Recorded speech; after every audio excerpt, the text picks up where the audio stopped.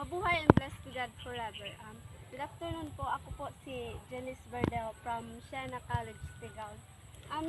Andito lang po kami para may mga katanungan lang po about po sa pagtatanim niyo ng sitaw. First question po is, magkano ang puhunan niyo po sa pagtatanim ng sitaw? 1.6 ang karong kilo.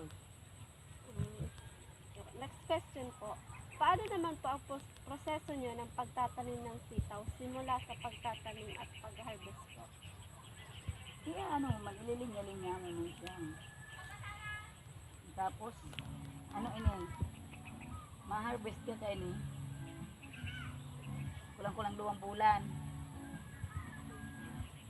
Okay po. Tapos next question po is, ano ang ginagamit niyong mode of transportation kapag nag-deliver na po kayo ng sitaw? Pag ma-deliver na po kayo, Motor ano po? na.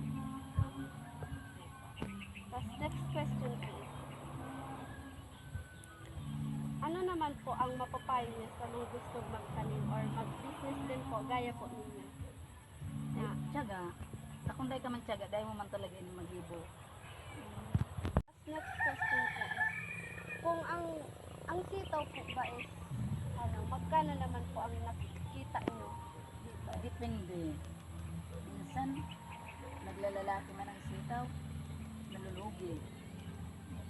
Kapag Minsan, yun yan man, nakaon mo yan, magayon ta, mahal ang